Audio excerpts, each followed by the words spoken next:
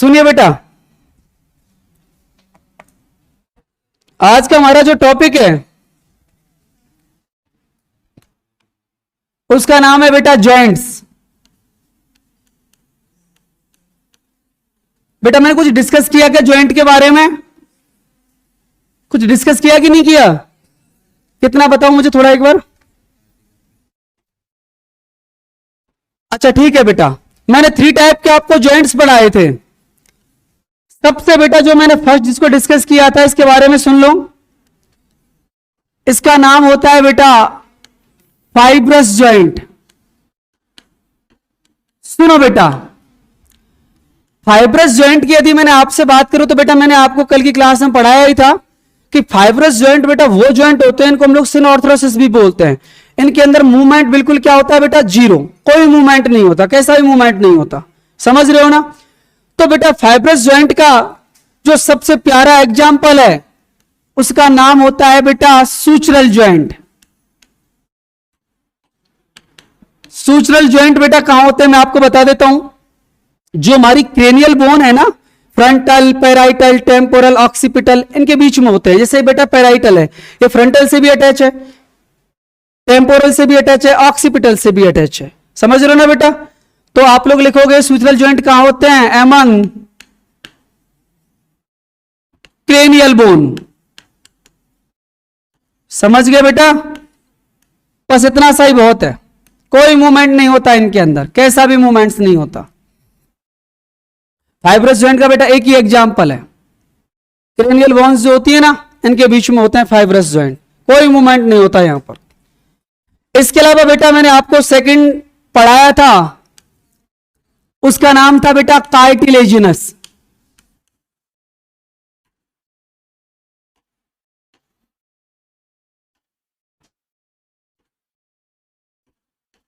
Cartilaginous joint. बेटा cartilaginous joint के बारे में आपको एक बात तो पता था कि इसके अंदर कैसे मूवमेंट होते हैं? लिमिटेड मूवमेंट होते हैं, बताया था ना। इसके देखो बेटा 2 एग्जांपल हैं। एक तो इसका एग्जांपल है बेटा प्यूबिक सिम्फाइसिस, जिसको आपकी एनसीईआरटी ने नहीं दिया हुआ है बेटा, बट लेकिन कभी कभी कोई ना कोई ऑप्शन में दिख जाता है, इसलिए थोड़ा याद रख लेना, क्योंकि 4 ऑप्शन आते हैं ना बेटा जॉइंट्स के, तो उनमें ऐसे ऑप्शंस आते हैं फिर सोचोगे ये ऑप्शन कहां से आ गया। ठीक है। इसके अलावा बेटा एक होता है आपका वर्टिब्रल कॉलम। वर्टिब्रल कॉलम, जो वर्टिब्रा होती है ना बेटा उनमें होता है बेटा ये कौन सा? Cartilaginous joint. मैंने बताया था ना स्लिप वगैरह कब डिस्क, जो आपकी जो डिस्क होती है वो कब स्लिप होती है? जब बहुत ज्यादा टेंशन आ जाए, बहुत ज्यादा वेट वियर आप लोग कर लो। समझ रहे हो ना? मतलब ड्यूरिंग द बेटा टेंशन इसके अंदर मूवमेंट्स होता है, मतलब नॉर्मल कंडीशन में मूवमेंट होता ही नहीं है। तो बेटा ये कौन कौन सा हो गया आपका? प्यूबिक सिम्फाइसिस और वर्टिब्रल कॉलम। इसके बाद बेटा जो वेरी वेरी इंपॉर्टेंट जो जॉइंट है बेटा उसका नाम है साइनोवियल जॉइंट, और वो ही बेटा मुझे आपको पढ़ाने हैं। देखो इधर अभी एक्सप्लेन करते हैं बेटा 3rd टाइप के जॉइंट, उनका नाम है साइनोवियल जॉइंट।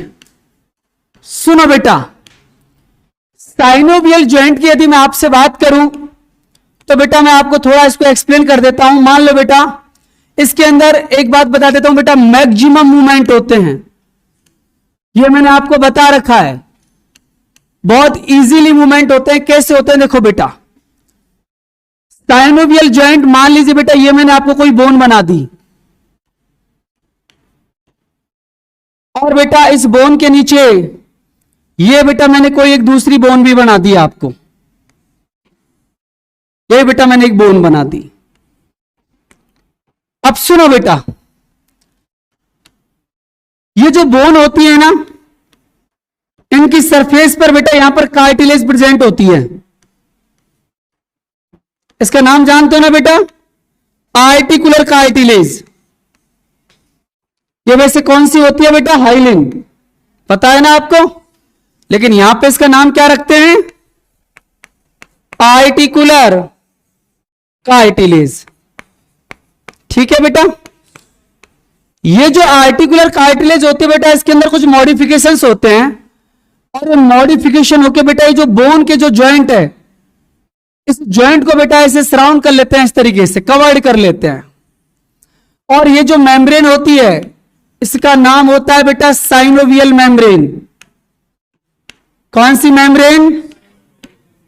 और इस साइनोवियल मेम्ब्रेन से बेटा कॉन्टिन्यू एक फ्लूइड रिलीज होता है, और वो जो फ्लूइड होता है बेटा वो यहां पर ऐसे फिल्ड रहता है इस पूरे जॉइंट में। और बेटा ये जो फ्लूइड है ये इसको फ्रिक्शन से बचाता है, लुब्रिकेशन प्रोवाइड करता है, मतलब लुब्रिकेंट की तरह बिहेव करता है। और ये जो फ्लूइड होता है ना बेटा, इसी का नाम होता है साइनोवियल फ्लूइड। क्या नाम होता है बेटा? Synovial fluid. और ये साइनोवियल फ्लूइड बेटा प्रेजेंट है ना, इसीलिए बेटा बहुत इजीली इस जॉइंट के अंदर क्या हो जाते हैं? मूवमेंट हो जाते हैं। समझ रहे हो ना? दोनों बोन के बीच में बेटा गैप है, साइनोवियल फ्लूइड है। समझ रहे हो ना? बेटा एक क्वेश्चन दिया हुआ है कि साइनोवियल जो जॉइंट होता है ना, कार्टिलेज ने इसको अलग से पढ़ा रखा है, लेकिन साइनोवियल जॉइंट में भी कार्टिलेज प्रेजेंट होती है। इस बात को याद रखना आप। जो बेटा बोन का जो आर्टिकुलर सरफेस है ना, वहां पर आर्टिकुलर कार्टिलेज होती है। नाम क्या होता है इसका? हाइलिन। पता है ना बेटा? अब सुनो, ये जो बेटा साइनोवियल जॉइंट होते हैं ये कौन कौन से हैं आपके सिलेबस में, मैं एक एक करके आपको एक्सप्लेन करूंगा। इधर ध्यान से सुनिएगा बेटा। साइनोवियल जॉइंट की यदि मैं बात करूं तो इसमें बेटा सबसे पहला जो जॉइंट है, वेरी वेरी इंपॉर्टेंट बेटा, उसका नाम है बॉल एंड सॉकेट जॉइंट। देखो बेटा, बॉल एंड सॉकेट किसको बोलते हैं? बहुत आसान सा बेटा, ज्यादा कोई मुश्किल नहीं है। बॉल एंड सॉकेट में बेटा क्या होगा? एक जो बेटा बोन होगी उसका कोई पार्ट किसकी तरह बिहेव करेगा? बॉल की तरह। और बेटा बोन जो होगी दूसरी, उसका एक पार्ट किसकी तरह बिहेव करेगा? सॉकेट की तरह। ऐसा कहां कहां देखने को मिलता है? सुनना बेटा, इसका एक सबसे प्यारा जो एग्जाम्पल है जो आपके सिलेबस में दिया हुआ है, उसका नाम है बेटा शोल्डर जॉइंट। कौन सा जॉइंट? और दूसरा बेटा जो जॉइंट होता है उसका नाम होता है बेटा हिप जॉइंट। सुनो बेटा कैसे होता है बॉल एंड सॉकेट। ये शोल्डर जॉइंट है आपका, तो यहां पर आपको पता है बेटा ग्लेनोइड कैविटी है कि नहीं है? तो इसके पुला की ग्लेनोइड कैविटी तो किसकी तरह बिहेव कर रही है? सॉकेट की तरह। और उसमें बेटा ह्यूमरस का जो हेड है वो फिट है कि नहीं है? ये ग्लेनोइड कैविटी, इसमें ह्यूमरस का हेड, समझ लो बेटा। और ये जो जॉइंट होता है इसी का नाम होता है बॉल एंड सॉकेट जॉइंट। लेकिन बॉल एंड सॉकेट जॉइंट बेटा दो जगह देखा जाता है, एक तो शोल्डर जॉइंट और एक कौन सा जॉइंट बेटा? Hip joint. हिप जॉइंट में क्या था? एसिटाबुलम कैविटी, यस और नो? और किसका हेड था? फीमर का। सबको याद है ना? तो देखो बेटा, शोल्डर जॉइंट के अंदर जो बेटा बॉल है वो तो बेटा किसका हेड है? बोलो, ह्यूमरस का हेड है, यस और नो बेटा? और जिसकी आप बात कर रहे हो सॉकेट की, तो सॉकेट के नाम पर बेटा कौन सी कैविटी है? Glenoid cavity. ये ग्लेनोइड कैविटी होती किसकी है? अरे बोलो ना बेटा, स्कैपुला। पता है ना? हिप जॉइंट भी बेटा बॉल एंड सॉकेट टाइप का है।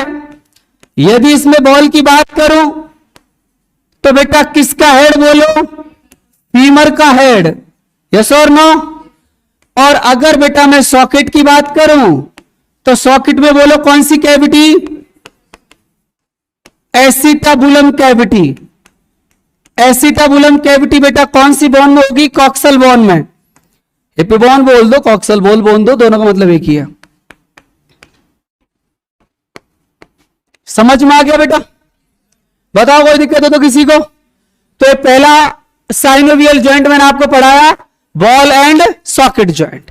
हकीकत में एक बात बोल दूं ना, यही वो जॉइंट होता है जिसमें मैक्सिमम मूवमेंट होते हैं। यही है बेटा मैक्सिमम मूवमेंट। देखो, फ्लेक्शन, एक्सटेंशन, एबडक्शन, कहीं भी ले जाओ इसको आप, ऐसा कोई और जॉइंट नहीं है जिसमें इतने मूवमेंट्स हो सके। तो बॉल एंड सॉकेट जॉइंट समझ में आ गया बेटा? कोई दिक्कत? अगला सुनिएगा बेटा जी। नेक्स्ट बेटा जो साइनोवियल जॉइंट है उसका नाम होता है बेटा हिंज जॉइंट। देखो बेटा बहुत आसान है। हिंज का मतलब समझते हैं ना आप, क्या किसको बोलते हैं हिंज? जो गेट होता है ना, गेट, इसमें जो लॉक लगे हुए हैं ना बेटा, क्या बोलते हैं इनको आप लोग? कब्जा बोलते हैं ना, ये जो होते हैं। देखो बेटा इधर आप देखो, खुद से विजुलाइज कर लोगे। एल्बो जॉइंट को देखो, सेम।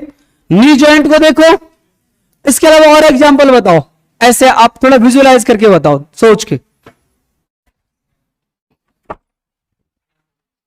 Very good. देखो फेलेंजिस में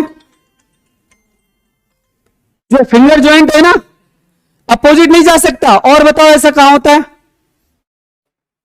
नहीं, नो। कमर तो इधर भी हो जाती है, इधर भी हो जाती है। सोच के बताओ।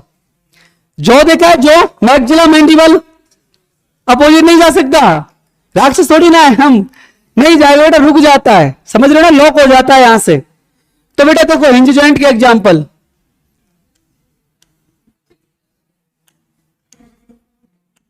हिंज जॉइंट में एक तो कौन हो गया, बोलो ना बेटा, एल्बो जॉइंट। एल्बो जॉइंट किस किस के बीच में है? एक साइड तो ह्यूमरस, और इसके नीचे कौन होती है? Ulna radius. पता है बेटा, इसको याद रखना। इसके अलावा कौन सा joint? Knee joint. Knee joint में अपर साइड में तो कौन? फीमर। मिड में कौन? बोलो बेटा, पटेला। और नीचे कौन? Tibia and fibula. एक बात बताऊं आपको, सुनो ना, एक सेकंड सुनो। आप जब एमबीबीएस करोगे ना, तो जॉइंट के बेटा आप बहुत सारे क्लासिफिकेशन पढ़ोगे। एक पढ़ोगे बेटा नंबर ऑफ बोन के बेसिस पर भी।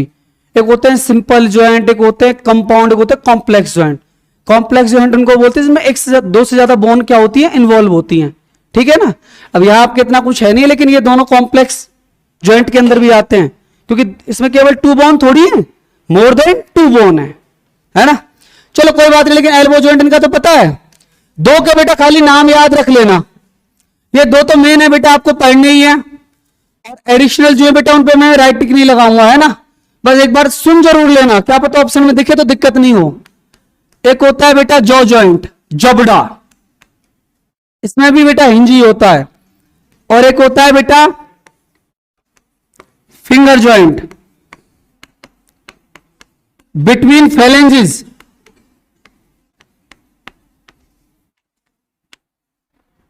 समझ गए बेटा? ये 2 इंपॉर्टेंट है बहुत ज्यादा, जो पूछे गए हैं। ये भी एक बार पूछा गया था, लेकिन जिपमेर में आया था, जबड़ा जो होता है। जो कोई दिक्कत किसी को? चलो इधर देखो, मूवमेंट कहां होता है बेटा? वन साइड मूवमेंट है ना।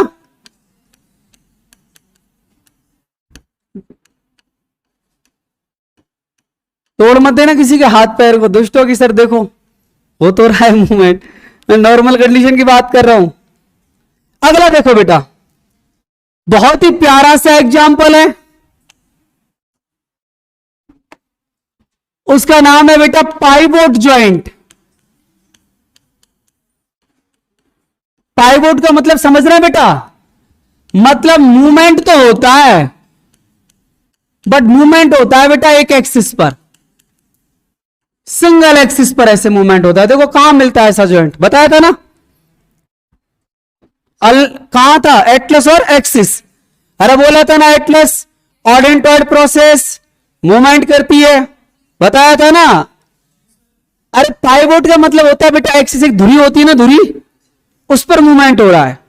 तो पाइवोट जॉइंट का सबसे प्यारा जो एग्जांपल है वो तो है बेटा बिटवीन एटलस एंड एक्सिस। कैसे किया पता है ना? एटलस में कौन था? Odontoid fossa. एक्सिस में कौन था? Odontoid process. एक और है बेटा आपकी बॉडी में, पाइवोट जॉइंट। बताओ जल्दी से। कोई बच्चा बता दे सोच के। ये तो आपको याद रखना है। दूसरा वाला खाली सुन लो बस। बताओ कहां, सोच के बताएगा कोई? सोच भी नहीं सकते आप लोग। उधर देखो, इसको यहां से ऐसे करो, स्टेबल करो, हाथ को किया, घुमाओ बेटा, रोटेट कर पा रहे हो ना? पता है क्यों रोटेट हो रहा है? सुनो जरा, मैं बता देता हूं आपको। अरे बता रहा हूं बेटा, सुनो। ये होती है आपकी अल्ना, और ये कौन होती है बेटा? रेडियस। एक बात बताऊं आपको बहुत अच्छी वाली, कि हकीकत में ह्यूमरस से बेटा अल्ना ही अटैच होती है, रेडियस अटैच नहीं होती। कैसे होती? मैं थोड़ा सा आपको बताऊं। इधर देखो एक मूवमेंट कैसे हो रहा है बेटा, थोड़ी देर सुन लो यार।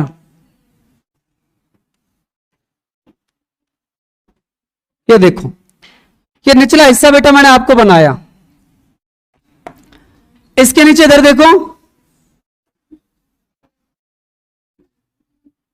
इससे जो अटैच होती है इस तरीके से, इस बोन का नाम होता है बेटा अल्ना। और इसके साइड में जो बोन रखी रहती है इधर देखो ऐसे, इस बोन का नाम होता है बेटा रेडियस। इतना गैप रहता है इनमें। होता क्या है देखो इधर, ये जो अल्ना होती है ना बेटा, इस अल्ना में हल्के से नीचे यहां पर एक नोच होती है, उस नोच के अंदर से बेटा कौन शुरू होती है? ऐसे मान लो रेडियस यहां से, और ये जो नोच है ना, इसी से मूवमेंट हो रहा है आपको। तो स्टेबल है, ये घूम कैसे रहा होगा? समझ रहे हो ना? ये इसके अंदर ऐसे रोटेट होता है।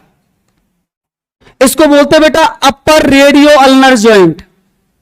क्या बोलते हैं इसको? अपर पार्टी तो हो गया ये पर, ये लोअर, तो अपर रेडियो अल्नर ज्वाइंट। ये भी किसका एग्जांपल होता है बेटा? पाइवोट ज्वाइंट का। एम्स में आया था एक बार, खाली सुन लो बस, अभी मत सुनना, कभी मत पढ़ना इसको। सुन रहे हो ना? तो पाइवोट ज्वाइंट का एक एग्जांपल कौन हो गया? अपर रेडियो अल्नर ज्वाइंट। कोई दिक्कत किसी को? ऊपर वाला तो आपको याद रखना है, ये सुन लिया बस बहुत, अब याद आ जाएगा अपना पेपर में आया तो कभी, है ना? इधर सुनो, अब पाइवोट ज्वाइंट हो गया। इसके बाद देखो बेटा, तीन ज्वाइंटों को मैं एक साथ पढ़ाऊंगा, ग्लाइडिंग, सैडल और एलिप्सॉइडल। ठीक है ना? एक ज्वाइंट इनमें से आपके सिलेबस में नहीं है, कौन सा वाला? एलिप्सॉइडल। लेकिन बेटा पढ़ना पड़ेगा तुमको, है ना? क्यों पढ़ना पड़ेगा? 3 साल पहले पेपर देख लेना, ठीक है? आया था क्वेश्चन, नहीं था फिर भी आया था। तो देखो बेटा, बच्चे बहुत कंफ्यूज रहते हैं, लेकिन मैं उसको बहुत अच्छे तरीके से आपको पढ़ाऊंगा। तीनों के तीनों ज्वाइंट्स को वो यही होंगे, इस एरिया में ये वो तीनों ज्वाइंट, समझ रहे हो ना? इसी एरिया में प्रेजेंट है बेटा, रिस्ट से लेकर हैंड, ये कंप्लीट जो एरिया है, रिस्ट, पाम और फिंगर, इनके बीच में मिल जाएंगे आपको। कैसे? देखो बेटा, तीनों ज्वाइंटों की मैं एक साथ आपको कहानी बताऊंगा। बच्चे बहुत कंफ्यूज रहते हैं, समझ में नहीं आता कहां ग्लाइडिंग होता है, कहां सैडल होता है, कहां एलिप्सोइडल होता है। मूवमेंट एक जैसे होते हैं, वही बोन एक दूसरे के ऊपर बेटा ओवरलैप करती हैं। देखो रिस्ट में वो यहां पर होता है ऐसे, वो यहां हो रहा है, सेम मूवमेंट होता है।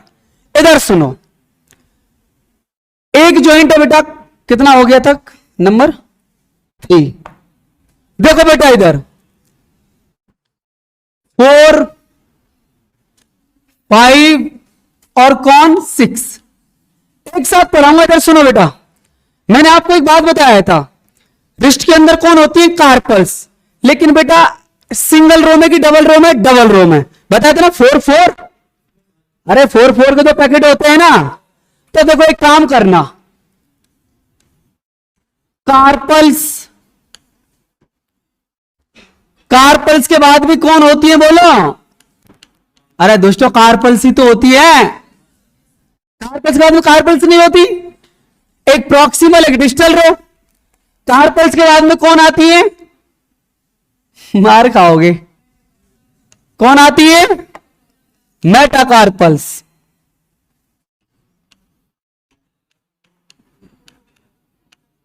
और मेटाकार्पल्स के बाद कौन आती है बोलो? फैलेंजिस।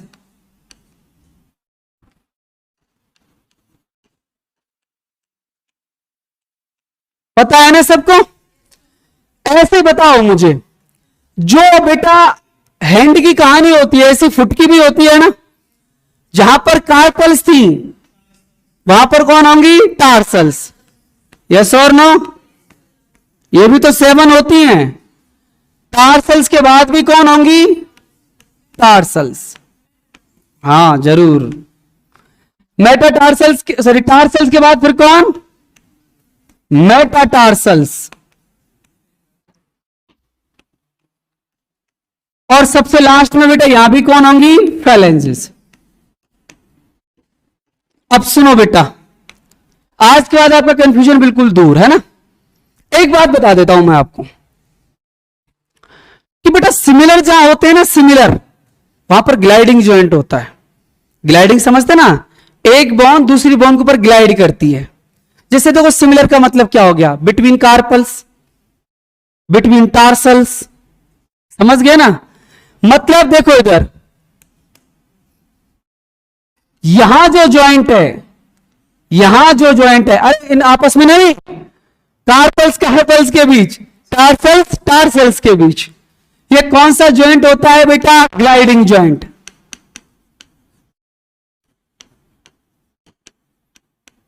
समझ में आ गया? कोई दिक्कत? अगला बेटा अब आगे आ जाओ। कार्पल कार्पल्स के बीच कौन सा हो गया? ग्लाइडिंग। अब ये कार्पल्स और मेटाकार्पल्स, यहां पर ये जो जॉइंट होता है इसका नाम होता है बेटा सैडल जॉइंट। कौन सा नाम होता है?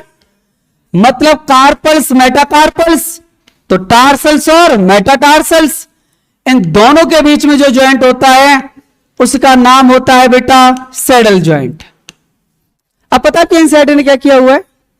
एनसीईआरटी ने ऐसा बोल रखा है कि थंब की साइड की जो मेटाटार्सल्स और टार्सल्स होती है ना, उनमें सैडल जॉइंट होता है। थंब वाली नहीं, सब में होता है। एनसीईआरटी पढ़ोगे ना, उसने थोड़ा आपको बेवकूफ बना रखा है। उसने क्या कह रखा है? सुनो ना इधर, उसने कह रखा है कि थंब की साइड वाली जो कार्पल्स और मेटाटार्सल्स होती है ना, सॉरी कार्पल्स और मेटाकार्पल्स, उनमें सैडल जॉइंट होता है। थंब से ही नहीं है। इधर देखो, ये कार्पल्स या मेटाकार्पल्स, चाहे थंब वाली हो चाहे लिटिल फिंगर वाली हो, कोई सी भी हो बेटा, सबके अंदर कौन सा जॉइंट होता है? सैडल। उसने बेवकूफ बनाया है तुमको। समझ रहे हो ना? एनसीईआरटी में लिखा हुआ है, इसलिए मैं बोल रहा हूं आपको, हर किसी में सैडल होता है बेटा। समझ में आ गया? और मेटाकार्पल्स देखो यहां पर एंड हुई, और यहां पर ये जो जॉइंट है ना मेटाकार्पल्स और फेलेंजिस के बीच में, ये वाले जॉइंट, इनका नाम होता है बेटा एलिप्सोइडल। ऐसे एलिप्सोइडल, ऐसे वो बनाते हैं ना, सर्कल बनाते हैं, है ना, एलिप्सोइडल जॉइंट बोलते हैं।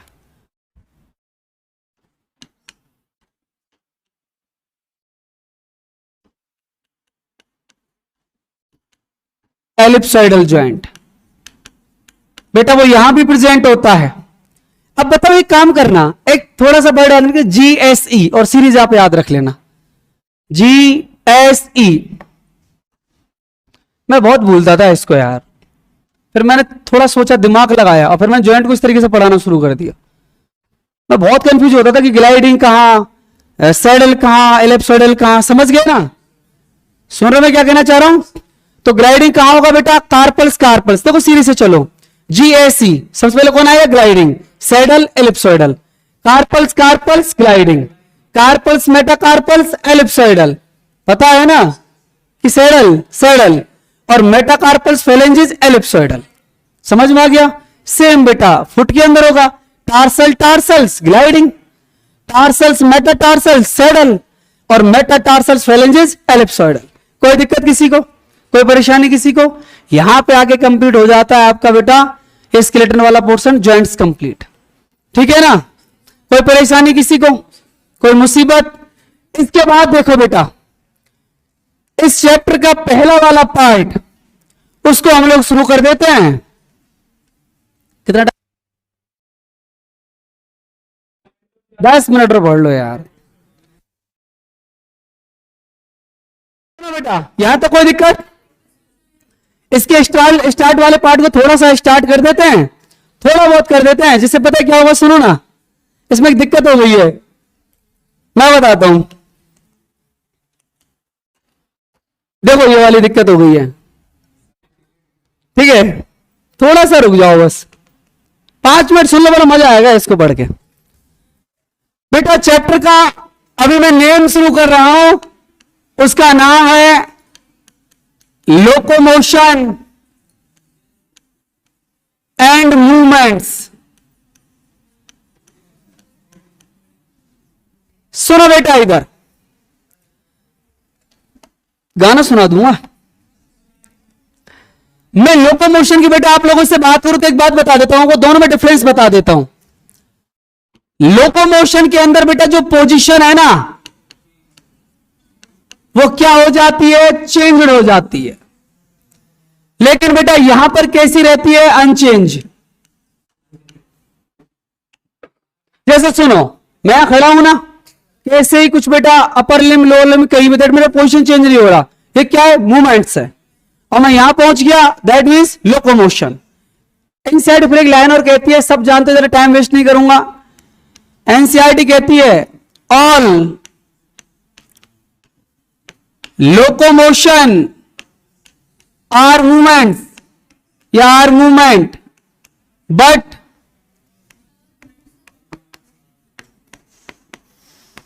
बेटा चुप हो जाओ,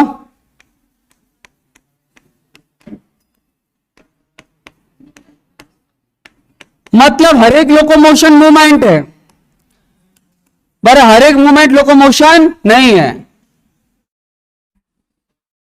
चलो एक बात बता दो मुझे,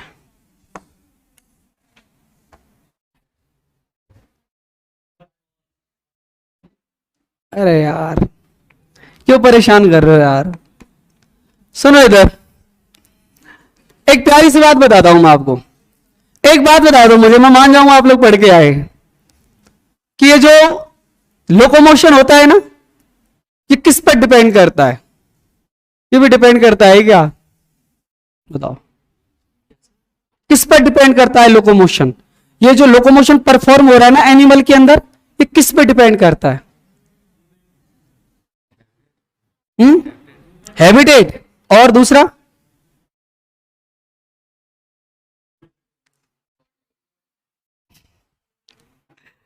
जल्दी बताओ।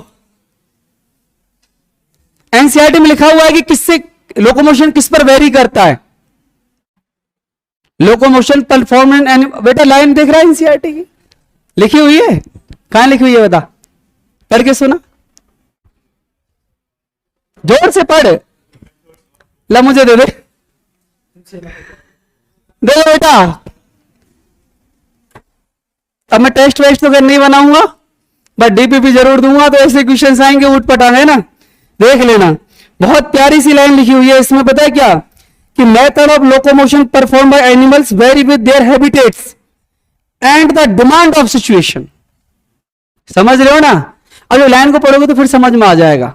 जैसे लोकोमोशन, डिमांड्स ऑफ, क्या बोला, सिचुएशन। मतलब बेटा एक तरीके से मान लो मेरे को कहां जाना है, फूड के लिए जाना है, कि शेल्टर के लिए जाना है, कि मेट के लिए जाना है, कि एक सुइटेबल कंडीशन के अंदर जाना है, कि एक बेटा एक सुइटेबल ब्रीडिंग ग्राउंड देखना है, ये सब कुछ लिखा हुआ है एनसीईआरटी में। Then why is need of locomotion, ये भी लिखा हुआ है, लिखा हुआ है डॉक्टर साहब, कहां, एनसीईआरटी में। और टू एस्केप एनिमीज, दुश्मन से बचने के लिए। आएंगे क्वेश्चन, एक ये लाइन पढ़ लेना, वैसे तो मैं पढ़ा ही दूंगा खैर, ठीक है बेटा, सुन रहे हो ना। कितना टाइम हो गया,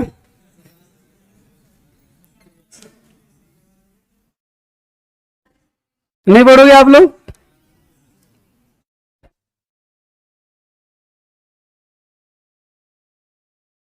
अब बेटा एक काम करना, एनसीईआरटी जरूर पढ़ लेना आज घर जाते हैं ना, साथ साथ पढ़ते जा रहे हो ना, पढ़ लेना इधर, वैसे मैं कुछ छोड़ूंगा नहीं, लेकिन फिर पढ़ लेना एक बार। चैप्टर का जो नाम है उसका नाम है बेटा लोकोमोशन एंड मूवमेंट्स।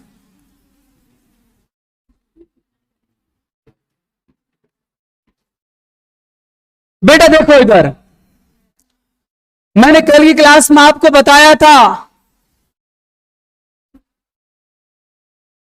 कि लोकोमोशन और मूवमेंट्स, बेटा इन दोनों में कल मैंने आपको एक डिफरेंस बताया था कि होते दोनों बेटा फ्लक्चुएशन ही है, एक के अंदर बेटा जो बॉडी पोजीशन है वो कैसी हो जाती है, चेंज। और एक के अंदर बेटा जो मूवमेंट है उसके अंदर बेटा जो पोजीशन है वो अनचेंज रहती है। फिर बेटा मैंने कल आपको एक बात और बताई थी जाते जाते कि बेटा कोई भी लोकोमोशन हो वो 100% कौन होगा, मूवमेंट। लेकिन बेटा जितने भी लोकोमोशन होते हैं, यहां पर लिख देता हूं बेटा ऑल लोकोमोशन, और इधर लिख देता हूं बेटा कैसे मूवमेंट, ऑल मूवमेंट। आप समझ गए होंगे जो मैं आपको शो करना चाह रहा हूं बेटा। अब सुनिएगा जरा, इस चैप्टर में बेटा पहले आपको फोकस करा रखा है लोकोमोशन पर, और उसके बाद बेटा किसके बारे में बात कर रखी है, मूवमेंट्स के बारे में बात कर रखी है। लोकोमोशन के बारे में सबको आपको एक बात पता है बेटा कि लोकोमोशन के अंदर पोजीशन क्या हो जाती है, चेंज हो जाती है। लेकिन मूवमेंट्स के अंदर बेटा पोजीशन क्या रहती है, वही रहती है। लेकिन बेटा फ्री बॉडी के अंदर फ्लक्चुएशन तो होते हैं। समझ में आ गया। अब अगली बात बेटा ये आती है कि ये जो लोकोमोशन है ये किस पर डिपेंड करता है, किस पर वेरी करता है। तो सुनो बेटा, लोकोमोशन का मतलब समझ रहे हैं ना आप, क्या चेंज होगी, पोजीशन। एनसीईआरटी कहती है कि ये लोकोमोशन जो एनिमल्स के अंदर हो रहा है ये वेरी करता है। एक तो किस पर बोलो बेटा, हैबिटेट पर। कैसे करता है बेटा, मैं अभी बताऊंगा आपको। एक तो किस पर बोलो बेटा, हैबिटेट। ये तो पीछा ही नहीं छोड़ रहा आपका। एक भी फिजियोलॉजी का चैप्टर ऐसा नहीं है जिसमें हैबिटेट की बात नहीं हो रही हो। समझ रहे हो ना बेटा। और दूसरा एनसीईआरटी लिखती है बेटा डिमांड ऑफ सिचुएशन। इसका मतलब क्या है, देखो बेटा सुनो। एनसीईआरटी कहती है कि ये जो लोकोमोशन है ना ये बहुत प्यारा वर्ड है बेटा। एक तो डिपेंड करता है किस पर, हैबिटेट पर। जैसे मान लीजिए बेटा आपने समटाइम कुछ ऐसे वर्ड को देखा होगा कि बेटा वो पानी के अंदर तैरते हैं, स्विम करते हैं, देखा है कि नहीं देखा। लेकिन वो लैंड पे आते हैं तो बेटा वो फ्लाई करते हैं, उड़ते हैं। देखा है कि ऐसा नहीं सुना आप लोगों ने, नहीं देखा किसी को भी। बहुत सारे बेटा ऐसे बर्ड होते हैं कि बेटा वो पानी के ऊपर तैरने की भी कैपेसिटी रखते हैं और बेटा फ्लाई करने की भी कैपेसिटी रखते हैं। चलो बेटा एक मैं आपको छोटा सा और एक एग्जांपल दूं कि आपने देखा होगा, जैसे आपने पीकॉक को देखा है। पीकॉक बेटा नॉर्मल वे में जो लोकोमोशन करती है वो अपने लिम्ब से करती है ना। लेकिन जब उस पर बेटा कोई एनिमी अटैक करता है तो फ्लाई करने लगती है। वो भी तो लोकोमोशन है, पोजीशन चेंज है, लेकिन बेटा डिफरेंट टाइप का है। दैट मीन्स बेटा मैं वही तो बोल रहा हूं, डिमांड ऑफ सिचुएशन। उसकी सिचुएशन कैसी है इस पर भी तो डिपेंड कर रहा है। जब उसको बेटा कोई एनिमी से कोई भी क्या नहीं था, प्रॉब्लम नहीं थी, तो बेटा वो लिम्ब से मूवमेंट, लिम्ब से क्या कर रहा था, लोकोमोशन।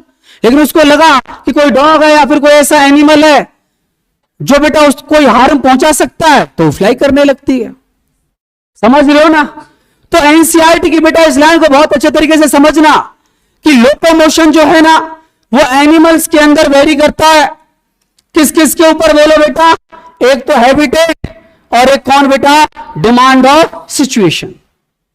समझ में आया कि नहीं आया। एनसीईआरटी की एज इट इज लाइन है बेटा, सुन रहे हो ना। फिर ये मत कहना आउट ऑफ एनसीईआरटी था, ठीक है ना डॉक्टर साहब।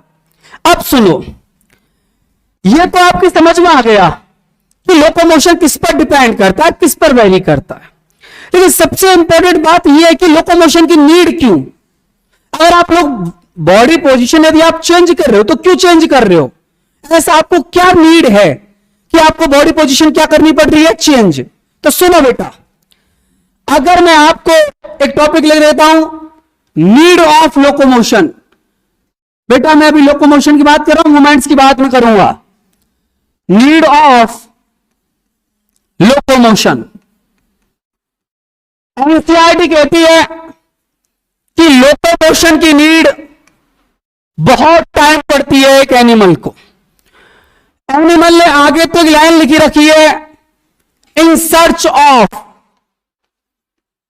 देखो बेटा, आपको मैं एक बात पूछ रहा हूं कि कोई भी एनिमल यदि लोकोमोशन कर रहा है तो हो सकता है कि वो किसकी सर्च में जा रहा हो, फूड, उसको कहीं फूड मिल जाए।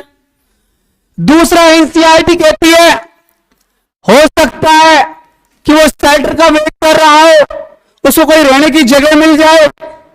समझ लो ना बेटा। तीसरा, एनसीईआरटी कहती है हो सकता है वो किसी से मिलना चाहता हो। यस और नो?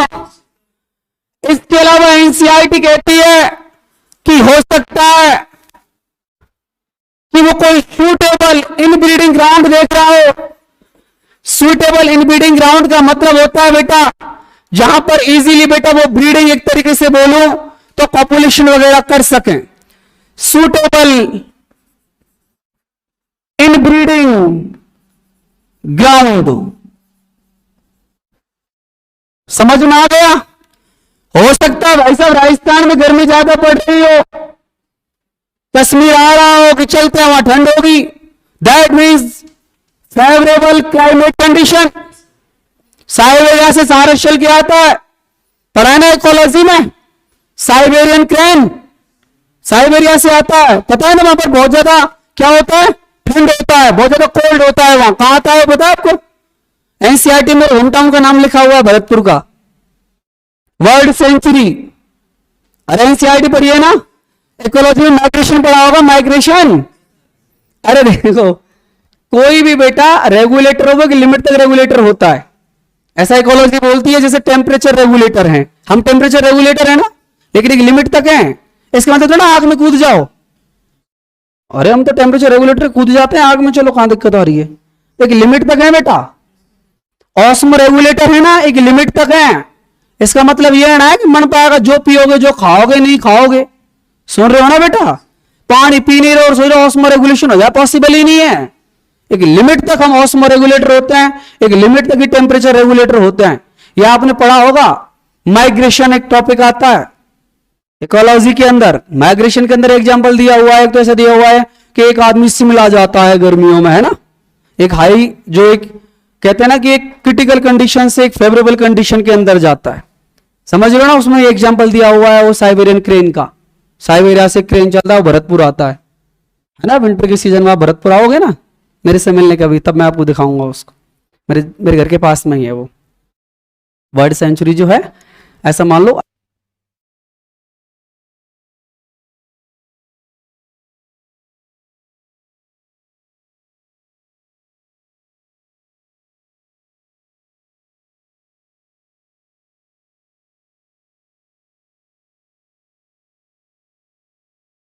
चलो कोई बात नहीं, इधर देखो।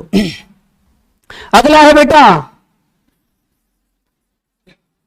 फेवरेबल कौन, क्लाइमेट कंडीशन। आपको कोई क्लाइमेट पसंद नहीं आ रहा तो भाई साहब अच्छा वाला क्लाइमेट देखने के लिए निकल ही जाओगे। इसके अलावा और एक प्यारी सी लाइन, टू एस्केप, किससे बचना चाहते हो दोस्तों? एस्केप फ्रॉम इनेमीज, दुश्मनों से बचो, है ना? डॉक्टर साहब आप बचिए, हमारा तो खैर कोई दिक्कत नहीं है। ये इतनी प्यारी लाइन है, क्वेश्चन फ्रेम होगा और बेटा क्वेश्चन आएगा हाउ मैनी। समझ रहे हो ना? पहले इनको लिखूंगा, सब सारे जो इतने भी मैंने दिए ना कंडीशन सबको लिखूंगा, और नीचे लिखूंगा how many condition regarding perfect locomotion. ठीक है ना? चूज कर लेना कौन कौन सी है इसमें से। इसके अलावा कुछ भी हो ना वो कोई नहीं है, इसके अलावा कुछ बचा ही नहीं दुनिया में जिसके लिए आपको लोकोमोशन करना पड़े, अपनी पोजीशन चेंज करनी पड़े। समझ रहे हो ना भाई साहब? और कोई लगता हो तो मुझे बताओ, एनसीईआरटी को मेल लिखते हैं, ऐड करवा देंगे आपकी बात को। कहां दिक्कत आ रही है? अरे कुछ लग रहा है कि आपको इसके अलावा कुछ और बच गया होगा दुनिया में? नहीं, कुछ नहीं बचा। अब यही कंडीशन होती है बेटा जो क्या करवा सकती है, लोकोमोशन। आपकी बॉडी पोजीशन को क्या करवा सकती है, चेंज। समझ में आ गया? अब देखो बेटा एनसीईआरटी की अगली लाइन। एनसीईआरटी ने पहले तो आपको यह बताया कि लोकोमोशन है क्या, फिर यह बताया कि लोकोमोशन किस पर डिपेंड करता है, फिर यह बताया कि लोकोमोशन की नीड क्यों है, और अगला एनसीईआरटी यह भी करेगी लोकोमोशन होता कैसे है। लिखा हुआ है एनसीईआरटी, मैं बिना एनसीईआरटी कुछ नहीं पढ़ाता। कोई बताएगा मुझे? अरे लिखा हुआ एज इट इज लाइन लिखी हुई है कि जो लोकोमोशन जो हो रहा है ना उसके लिए क्या रिक्वायर है, लोकोमोशन की रिक्वायर क्या है। इधर लिख देता हूं,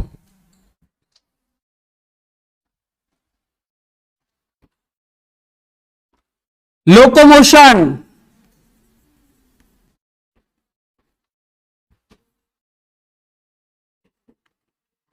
require a perfect coordination। बेटा लोकोमोशन तब ही होगा जब एक परफेक्ट कोऑर्डिनेशन हो जाएगा। किस किस में ये बता दो बस, मैंने हिंट दे दिया आपको। लोकोमोशन के लिए किन तीन चीजों की नीड है बताओ मुझे, है? एक तो स्केलेटन की, अरे है कि नहीं है, उसके अलावा मसल की, और इसके अलावा नर्वस सिस्टम की।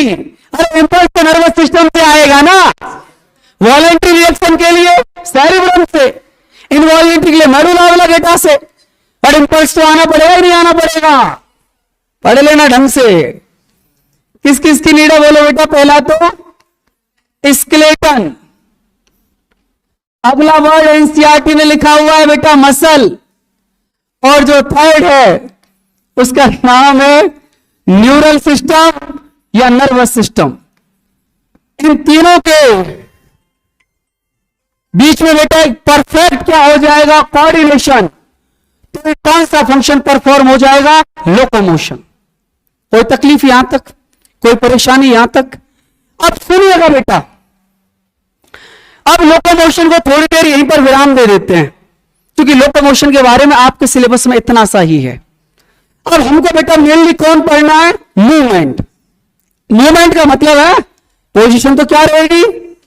बॉडी पोस्चर सेम रहेगा, लेकिन बेटा फ्लक्चुएशन होंगे बॉडी के अंदर, ठीक है ना? सुनो बेटा इधर, अगर मैं आपसे मूवमेंट की बात करूं तो एनसीईआरटी कहती है कि भाई साहब ये जो मूवमेंट्स है ना, ये कोई भी एनिमल हो उसकी बॉडी में तीन तरीके से परफॉर्म हो सकते हैं। थ्री वे है बेटा इसके। एनसीईआरटी कहती है पहला मूवमेंट हो सकता है अमीबॉइड,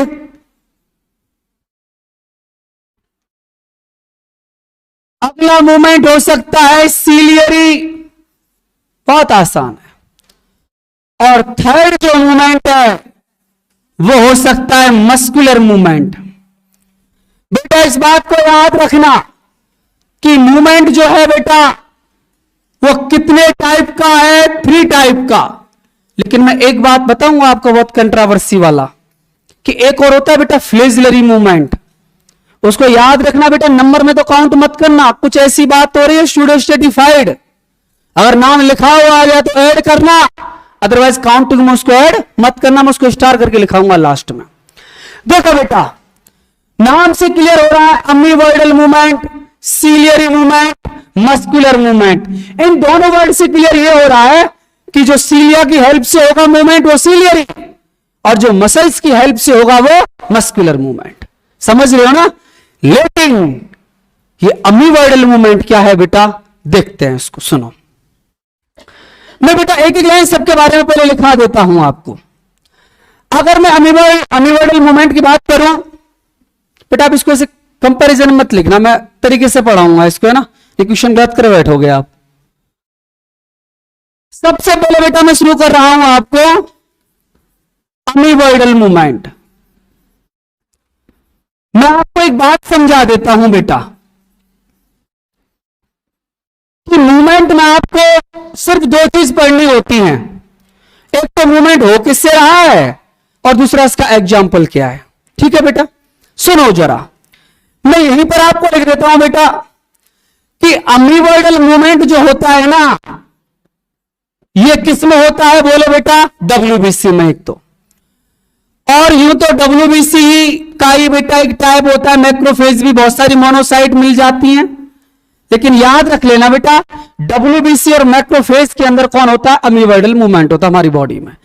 कैसे होता है बेटा मूवमेंट? देखो जरा, आपको बेटा मैंने पढ़ा रखा है, ये बात मैंने बताई भी है आपको कि ये जो डब्ल्यूबीसी जो होती हैं ये बेटा अमीबॉइड शेप की होती हैं। होती है कि नहीं होती?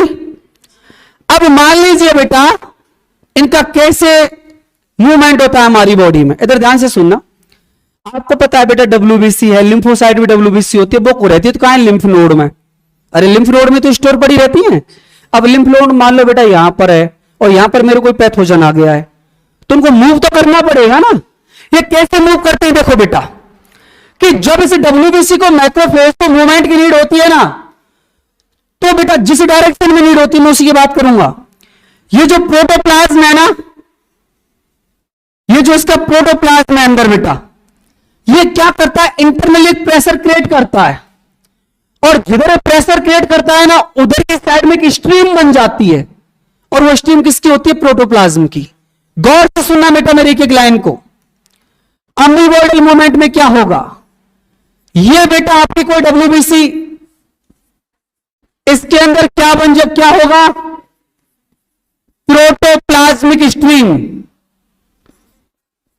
अब बेटा प्रोटोप्लाज्मिक स्ट्रीम जब होगी तो इसका बेटा शेप चेंज होने लगेगा, और ये कुछ इस तरीके की हो जाती है। ये देखो बेटा इस तरीके की हो जाती है डब्ल्यूबीसी। ऐसा लगता है कि इस डब्ल्यूबीसी के अंदर लिंब नजर आ रहे हों, लेकिन ये लिंब नहीं होते क्योंकि इसमें बोन तो है ही नहीं। समझ लो बेटा, इनको आप लोग नाम देते हो बेटा शूडोपोडिया। झूठे झूठे, बहुत बड़े झूठे, शूडोपोडिया बेटा। और ये जो शूडोपोडिया होते हैं इन्हीं की हेल्प से, समझ लो बेटा, इस डब्ल्यूबीसी के अंदर क्या होता है बोलो बेटा जी? मूवमेंट। इसी की हेल्प से होता है बेटा। और शूडोपोडिया की हेल्प से भी मूवमेंट हो रहा है तो उसी का नाम होता है बेटा कौन सा मूवमेंट? Amoeboid movement. समझ में आ गया? अरे कोई दिक्कत बेटा किसी को यहां तक? अरे आंसर तो दे दिया करो। अब सुनो एक बात और, जब आप एनसीईआरटी पढ़ेंगे ना तो इसके नीचे एक बहुत बड़ी तकलीफ क्रिएट कर रखी है। डॉक्टर साहब बंद कर दो, मैं पेज नंबर 302 पे चल रहा हूं, मुझे पता है।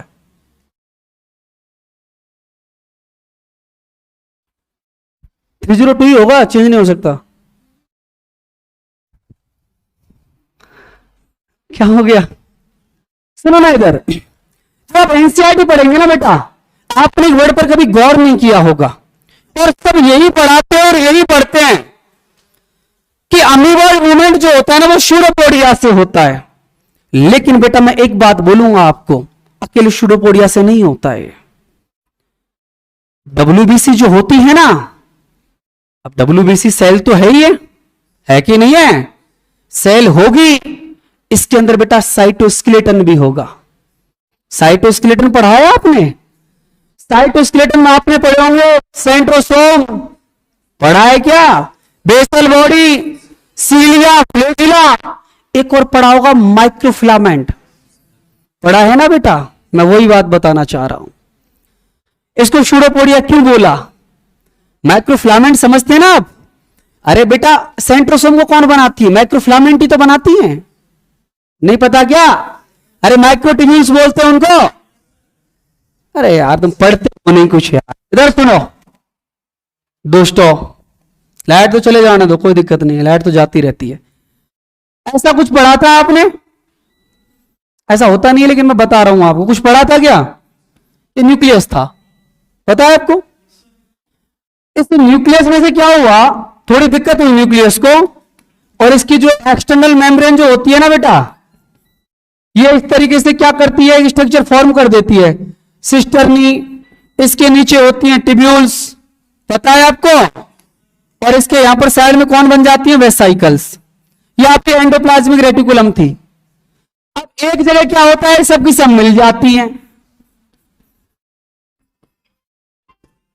मत उठाना फोन किसी का भी हो।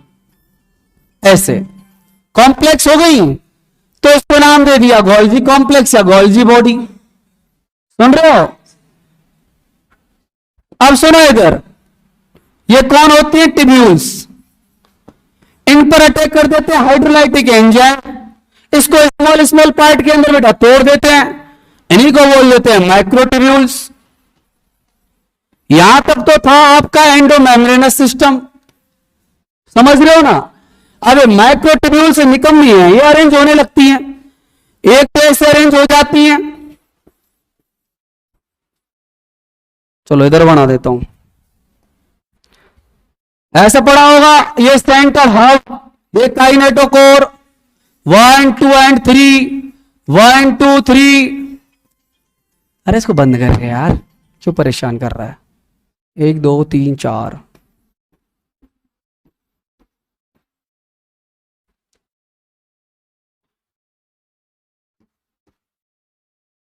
और बढ़ा देता हूं, हो गया कि 9 नहीं हुए,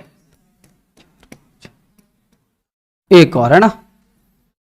ये था बेटा कौन, ए बी और सी, एसी लिंकर होते हैं ना सब में।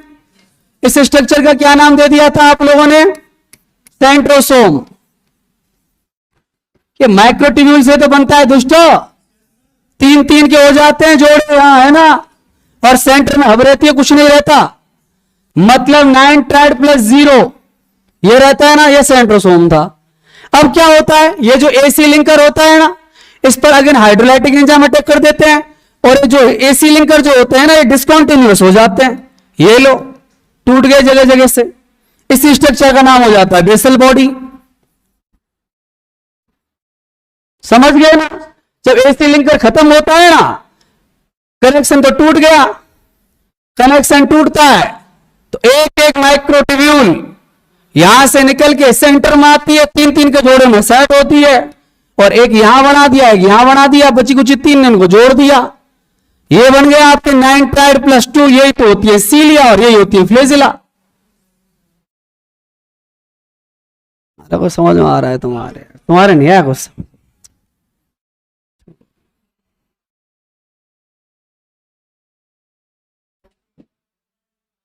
अब मेरे टॉपिक पे आ जाओ, आप छोड़ो दुनियादारी की बात है। कुछ तो लोग कहेंगे, लोगों का काम है कहना, छोड़ो बेकार की बातें, कहीं बीत ना जाए रहना।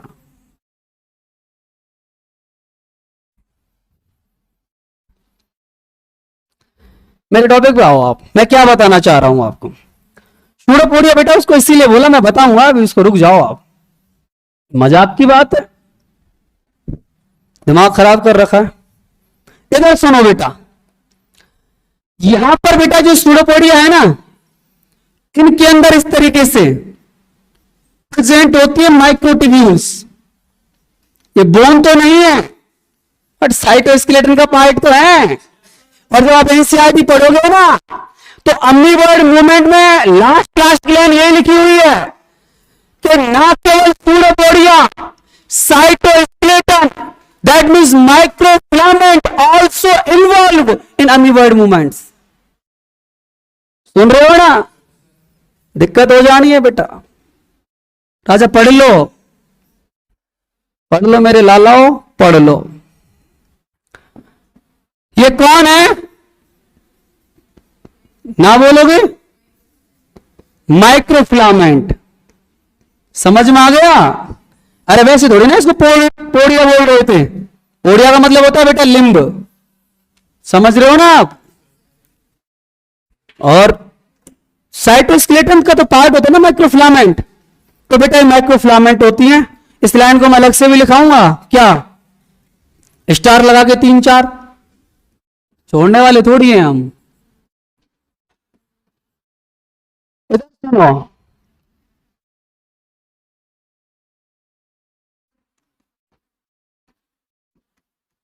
Microfilament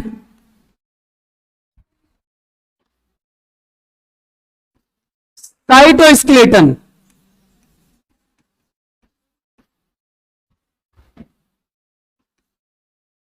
involve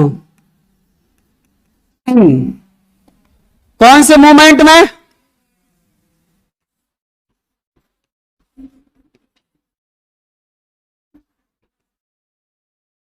amoeboid movement.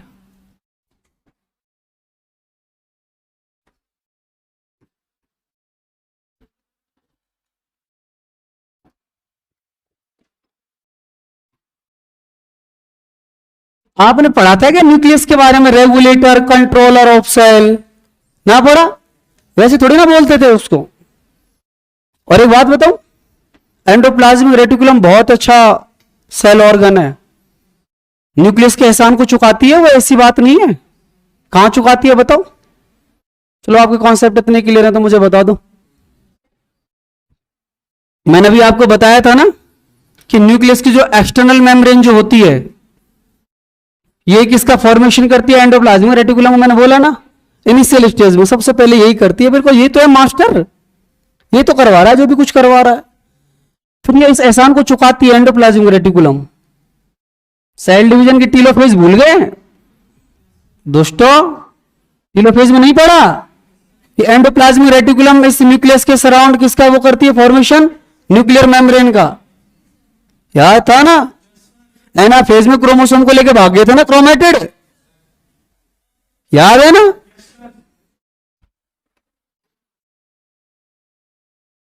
यार क्या करें यार, दया आती है मुझे बच्चों पे यार, जिंदगी खराब कर दी बच्चों की यार।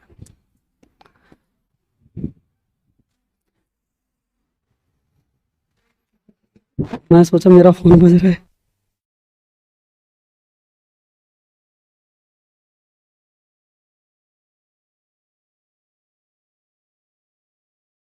चलो बेटा इधर,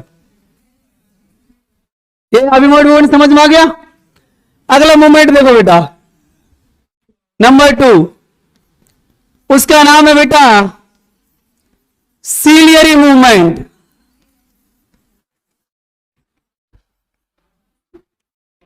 बेटा देखो, सीलियरी मूवमेंट तो मैंने आपको पढ़ा रखा है एनिमल टिश्यू में। बताओ कहां कहां होती है सीलिया? रिपीटने के लिए तैयार हो जाओ अब तुम लोग। पहले पे इंटरव्यू याद आएगी, सबसे पहले ट्रैकिया याद नहीं आ रही?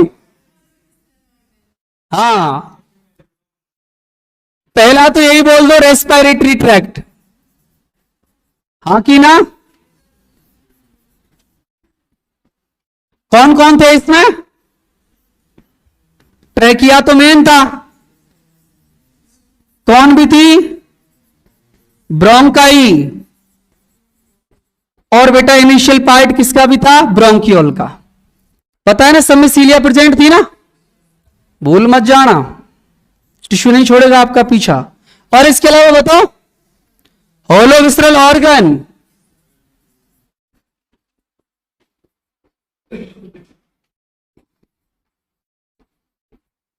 क्या क्या नाम था उनका? 4 थे ना, 4।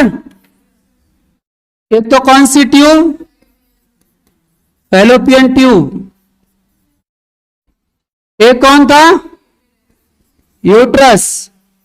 एनसीईआरटी ने इसको अलग तरीके से लिखा हुआ है, इसको लिखा हुआ है फीमेल रिप्रोडक्टिव ट्रैक्ट, है ना? कोई दिक्कत वाली बात थोड़ी है इसमें, फीमेल रिप्रोडक्टिव ट्रैक्ट। इसके अलावा बेटा 2 और थे ना, एपिडिडाइमिस और वोसा डिफरेंशिया।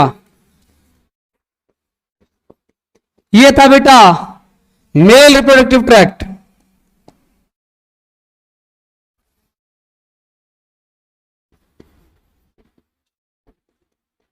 सुनो बेटा इधर,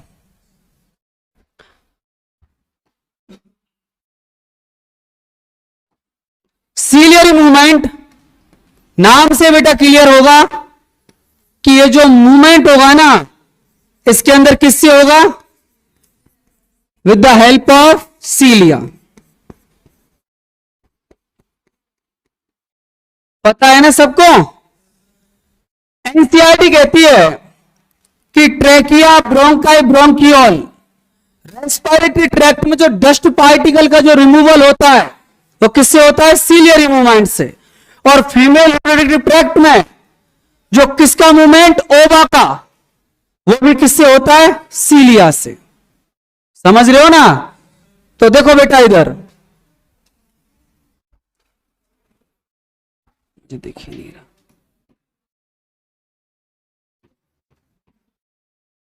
removal of dust particles in respiratory tract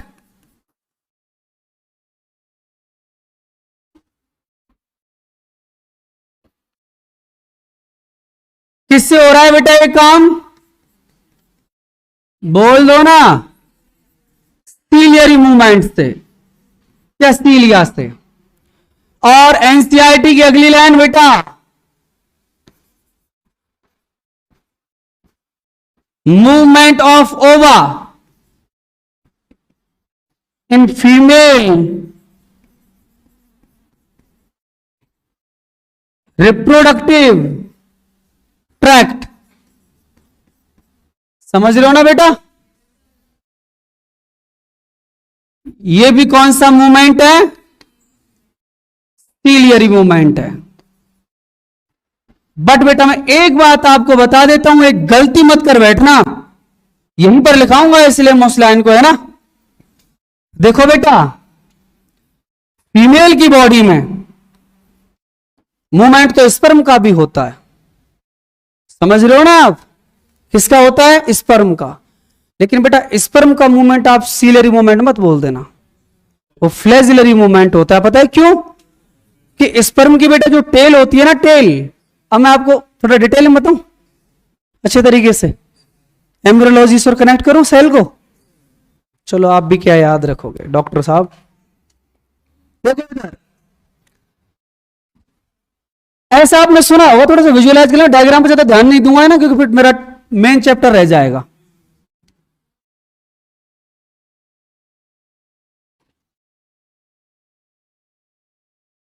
ऐसा आपने बेटा स्पून शेप पढ़ा होगा, एक्रोसोम।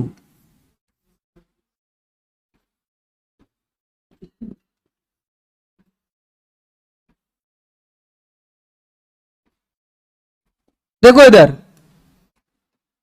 यहां न्यूक्लियस वगैरह सब कुछ होते हैं, क्रोमोसोम रोमोसोम छोड़ो, एक्रोसोम वगैरह कुछ हो गया। आपने नेक्यम पढ़ा होगा, यहां पर 2 कौन होते हैं? सेंट्रोसोम। 90 डिग्री के एंगल पर रहते हैं ना। सुनो सुनो मेरी बात दोस्तों, इससे एक्सियल फिलामेंट निकलता है यहां, और ये जो रिंग होती है ना, रिंग नहीं है, यहां एसी लिंक का डिसकंटिन्यूअस हो गए, ये होती है बेसल बॉडी।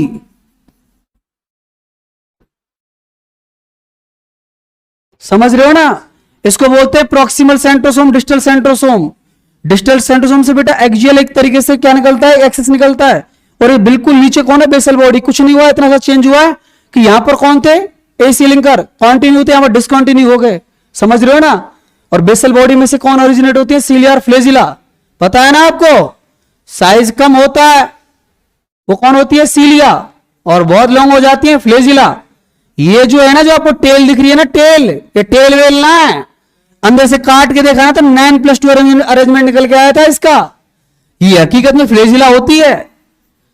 अरे टेल कहां से होगा आई? बेसल बॉडी में। बेसल बॉडी में तो सीलिया हो गया, फ्लेजिला होगी। समझ रहे हो ना? और रट लो, कहां दिक्कत आ रही है। देखो ना नेचर ने कैसा बनाया यार इंसान को। देखो बुलेट साथ दे, सोचो ना आपकी मूवमेंट के लिए कहां, जहां जो चीज नीड, जो नेचर बेस्ट से बेस्ट दे सकता था ना, वो नेचर ने दिया। इधर सुनिएगा,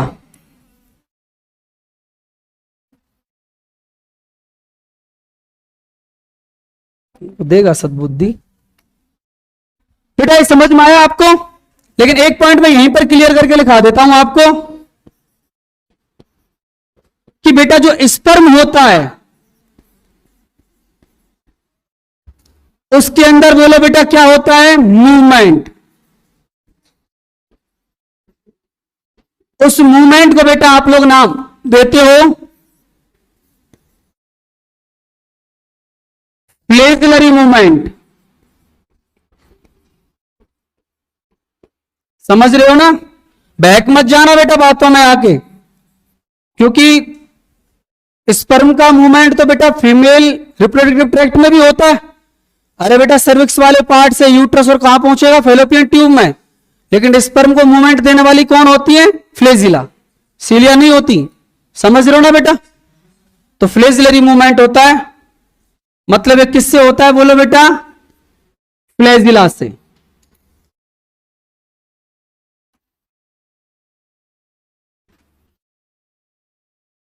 फ्लेजिला से बेटा ये मूवमेंट होता है। इतना समझ में आ गया? अब सुनो बेटा, सबसे लास्ट में बेटा जो मूवमेंट है और जो हमारे चैप्टर का आगे जाके बेस बनेगा, उसका नाम है बेटा मस्कुलर मूवमेंट। मस्कुलर मूवमेंट बेटा आप सब जानते हैं कि जो आपने बेटा मूवमेंट पढ़े ना, इनको छोड़ दो, सब कुछ मस्कुलर है। दैट मीन्स बेटा किससे होगा ये? With the help of muscle. समझ रहे हो बेटा?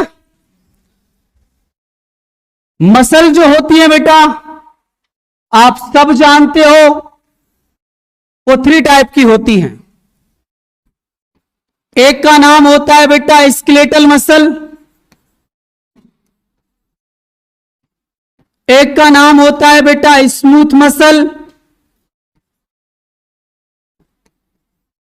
और एक का नाम होता है बेटा कौन सा मसल? Cardiac muscle. बेटा ये दोनों आपके सिलेबस में नहीं है, इसकी डिटेल आपके सिलेबस में है, क्योंकि बेटा हमको लेना देना बेटा स्केलेटल मूवमेंट से, स्केलेटल मसल से ही है।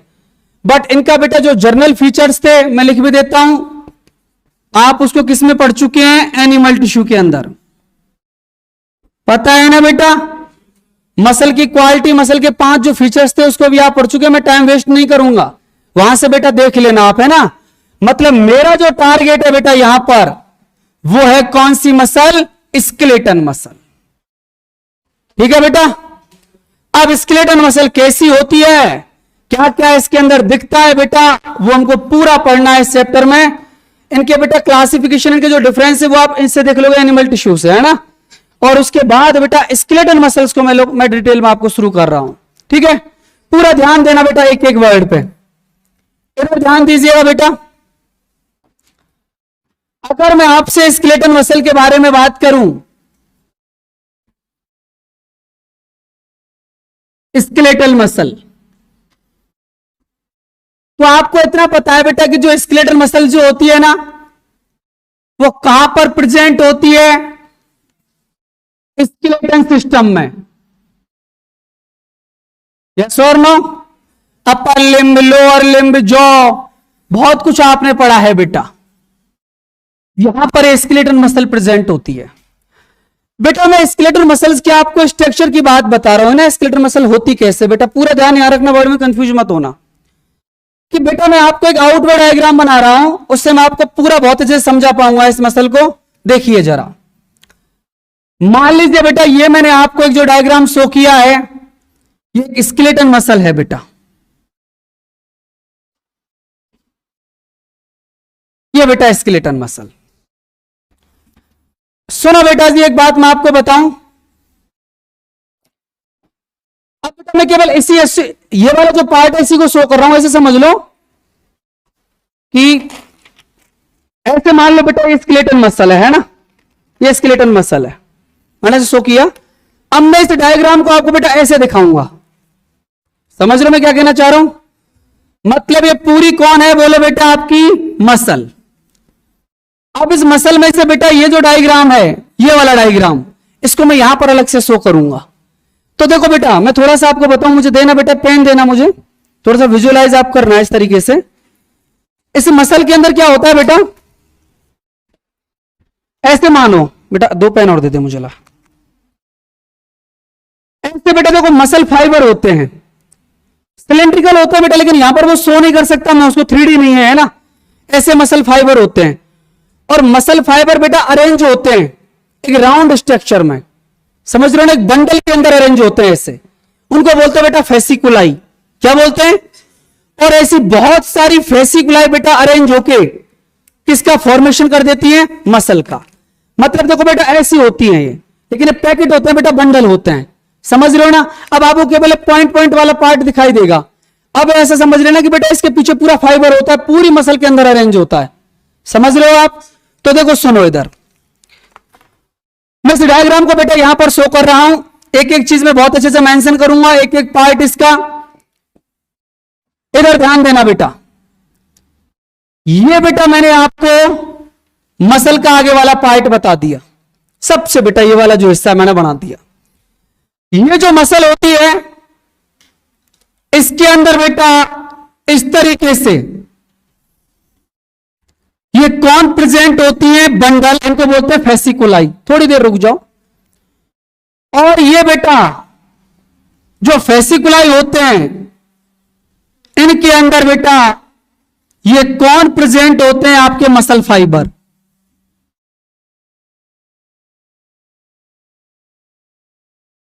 ये कौन है बोलो बेटा? Muscle fibre. समझ गया बेटा?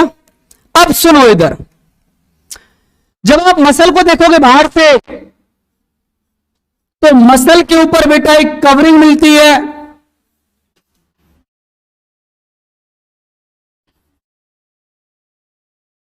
और बेटा जी ये जो मसल के ऊपर की बेटा जो कवरिंग है, नाम जानते हो क्या इसका? भूल गए? Covering of muscle. एक बात बता दो, रेगुलर टिश्यू की इर्रेगुलर, इर्रेगुलर, रेगुलर तो क्या बनाता है? Cord. Covering of sheath irregular. YICT की डब्ल्यूआईसीटी, डब्ल्यूआईसीटी, वाईआईसीटी तो दो जगह था, ब्लड वेसल्स और एयर सैक ऑफ लंग्स, उसका एक्सटर्नल पार्ट। बच्चों को सब सारी जगह क्या होता है? डब्ल्यूआईसीटी। मतलब कौन सा फाइबर? Collagen fibre.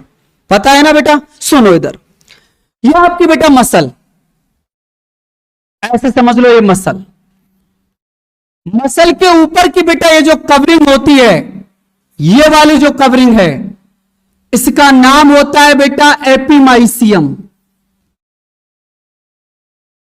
लेकिन एनसीईआरटी उसको एपिमाइसियम नहीं बोलती, इसको फासा बोलती है बेटा। ऐसे लिखा हुआ होगा ये बेटा। और हकीकत में मैं आपको बताऊं तो एक कवरिंग ऑफ बेटा जो मसल है ये कौन होता है? आपका WICT, white irregular connective tissue, collagen fibre होता है बेटा। ये समझ में आ गया? जब आप बेटा मसल के अंदर जाओगे तो मसल के अंदर बेटा आपको नजर आएंगी फेसिकुलाई। क्या बोलते हैं बेटा इनको? फेसिकुलाई। ये बेटा बंडल होते हैं, मसल फाइबर के बंडल अरेंज हो जाते हैं, फेसिकुलाई बनाते हैं। अब सुनो बेटा एक बात और, कि ये जो फेसिकुलाई है इसके ऊपर भी बेटा एक कवरिंग मिलती है।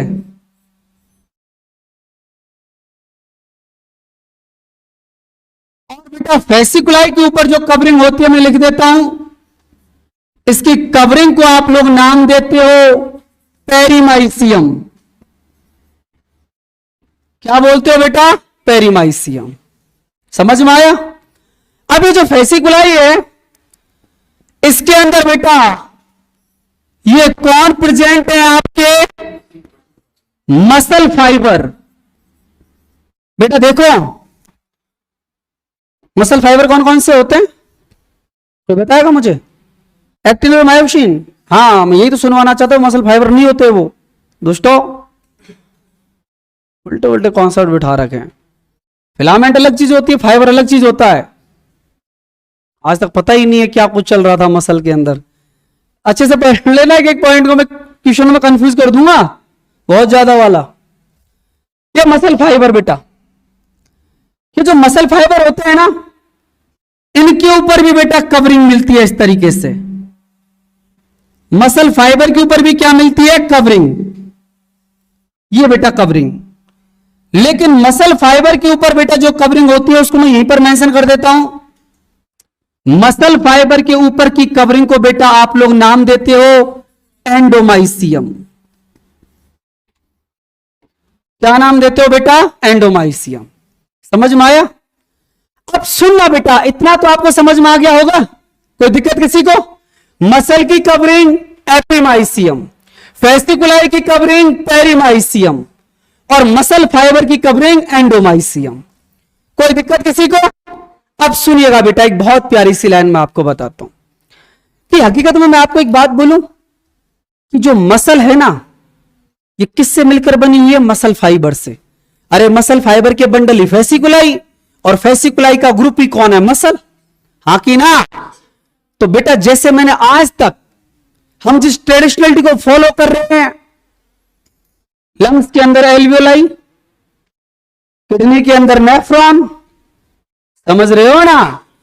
ऐसे बेटा मसल के अंदर कौन होते हैं? Muscle fibre. तो इस मसल फाइबर को हम मसल की क्या बोलेंगे? Structural functional unit. समझ रहे हो ना बेटा मैं क्या कहना चाह रहा हूं? अब मतलब बेटा मेरे को मसल का तो पीछे छोड़ना है, अब मुझे कौन पढ़ना है इसके अंदर? Muscle fibre. कैसा होता है, कैसा दिखता है, क्या क्या इसके अंदर पाया जाता है, समझ रहे हो ना बेटा? तो पहले इस लाइन को लिखाऊंगा, फिर मैं आगे पढ़ाऊंगा। देखो बेटा सुनो, ये जो मसल फाइबर है, मसल फाइबर का मतलब समझ में आ गया ना? क्या बोले इसको? Structural and functional unit of muscle. समझ में आ गया बेटा इतना? कोई दिक्कत तो नहीं है?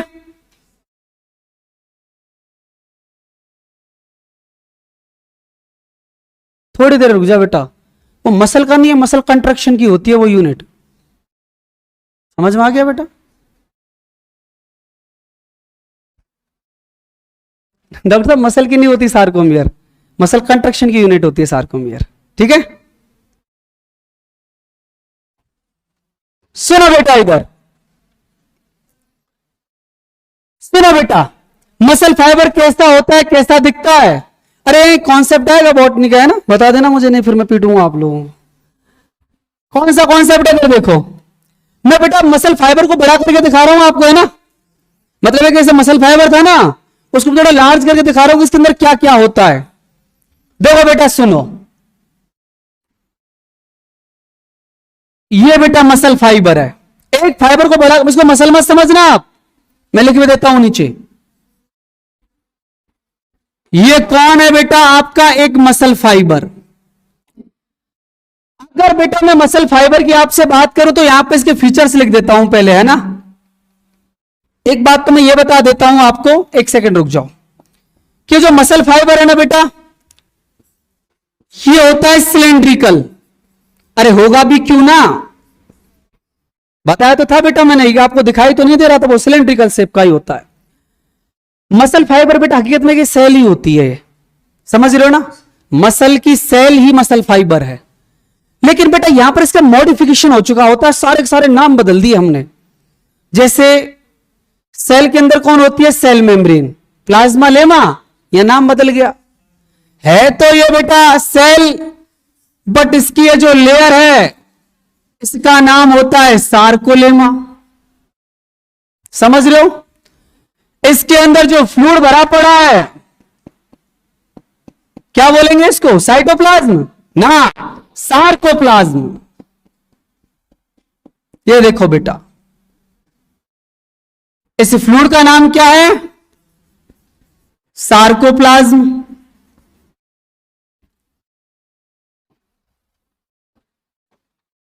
सुनो बेटा इधर, कि बेटा जो सार्कोलेमा है ना, यहां पर बना देता हूं, इस सार्कोलेमा से बेटा स्पेसिफिक टाइप की कुछ ट्यूब अटैच होती है ऐसे,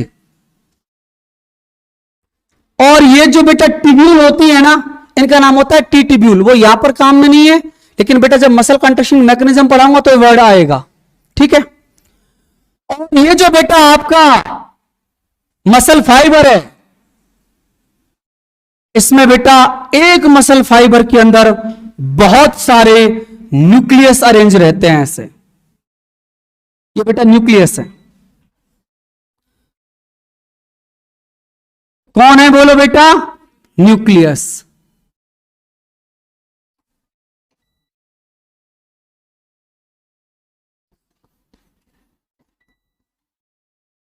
समझ रहे हो बेटा?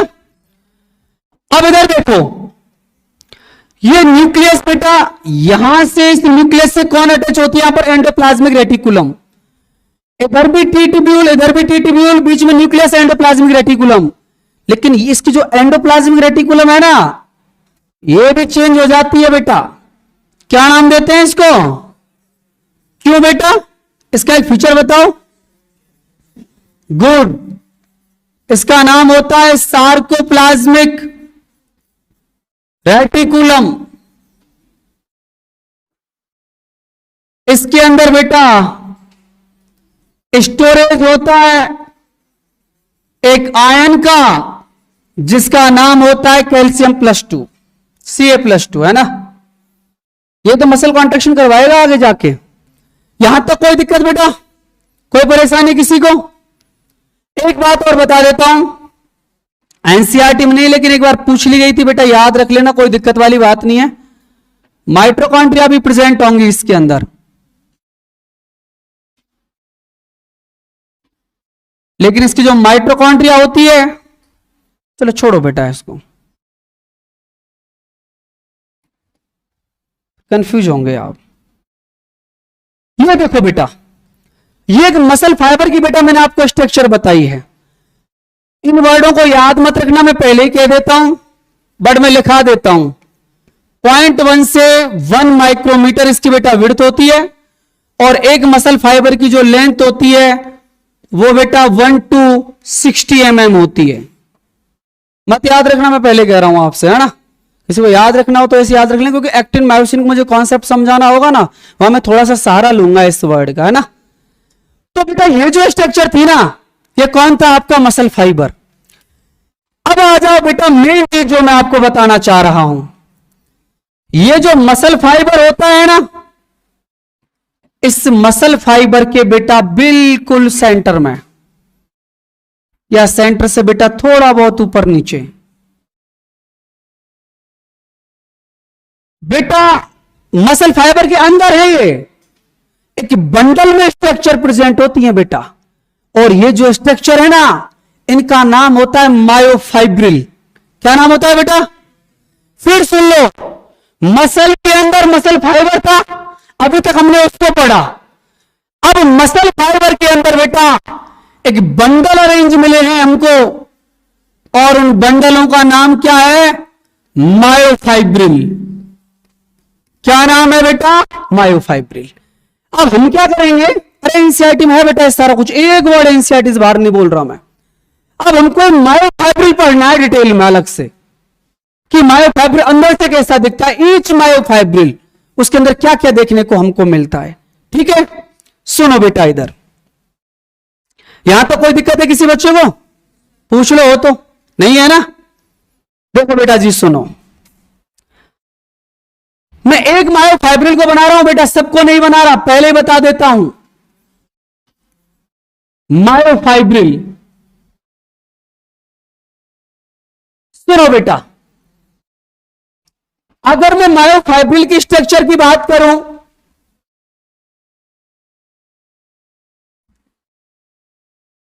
सुनो बेटा ध्यान से, तो ध्यान दो। एक मायोफाइब्रिल को मैं आपको बड़ा करके दिखा रहा हूं बेटा।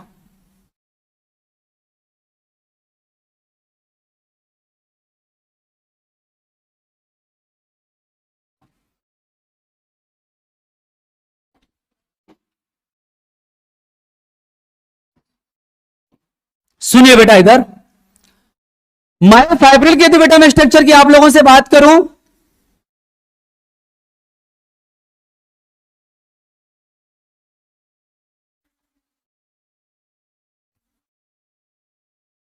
तो बेटा हर एक मायोफाइब्रिल के अंदर 2 टाइप के बेटा बैंड नजर आते हैं। कितने टाइप के बेटा? 2 टाइप के बैंड होते हैं।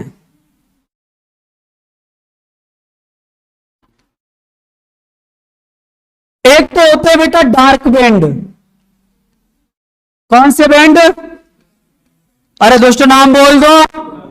Dark band.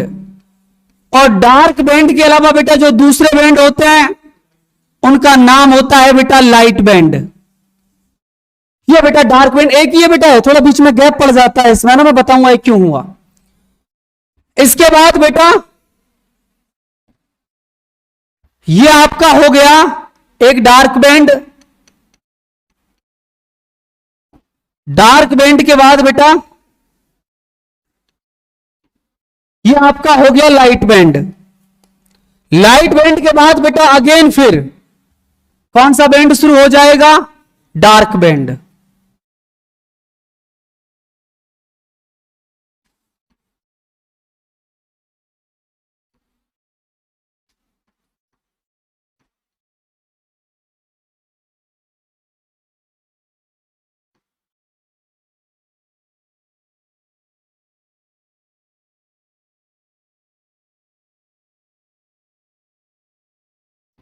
हर एक बेटा मायोफाइब्रिल की कहानी ऐसी होती है, कुछ चेंज नहीं होता।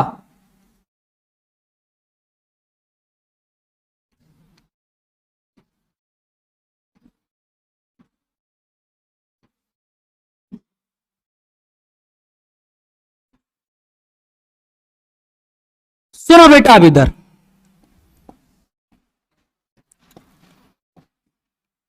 अच्छा ये कौन सा टॉपिक पढ़ रहे हो आप? नाम बताना इसका। मायोफाइब्रिल है ना, भूल मत जाना। इधर बेटा थोड़ा सा इसको बड़ा कर देता हूं मैं। ये देखो बेटा, अब सुनो इधर। आप किसी भी मायोफाइब्रिल को देखोगे ना बेटा अंदर से, तो ऐसा ही नजर आएगा आपको कि उसके अंदर एक तो होता है बेटा डार्क बैंड, जिसको एनसीईआरटी नाम देती है बेटा ये डार्क बैंड पूरा, इसको एनसीईआरटी बोलती है ए बैंड। क्या बोलती है? और जो लाइट बैंड होता है ना बेटा ये वाला, इसको क्या नाम देती है एनसीईआरटी? I band. सुनो बेटा,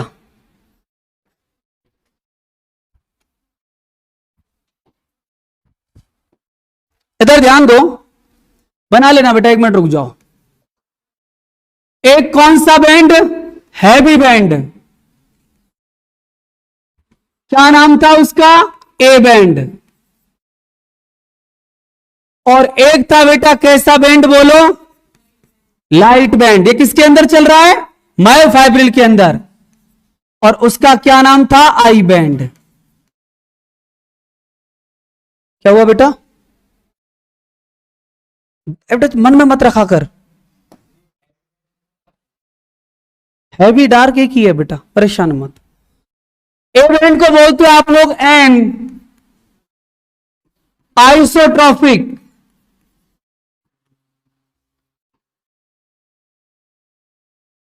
और बेटा आई को आप लोग बोलते हो आइसोट्रॉपिक बैंड। अब सुनना बेटा, इधर ध्यान से सुनो, इधर आ जाओ, इधर देखो बेटा, ये पूरा आई बैंड है, ये पूरा ए बैंड है। यहां से लेकर बेटा ये जो यहां तक की डिस्टेंस है, इसका नाम होता है सार्कोमियर। समझ रहे हो ना बेटा? फिर सुन लो मैं क्या बोलना चाह रहा हूं। सबसे पहले पढ़ा मसल, मसल के अंदर मसल फाइबर, मसल फाइबर में मिला मायोफाइब्रिल, और मायोफाइब्रिल के अंदर आपको कौन मिल रहा है? सार्कोमियर। समझ रहे हो ना? तो सार्कोमियर को देखो बेटा कौन कौन फॉर्म कर रहा है, मैं लिख देता हूं यहां पर कि ये जो डिस्टेंस है इसका नाम होता है बेटा सार्कोमियर।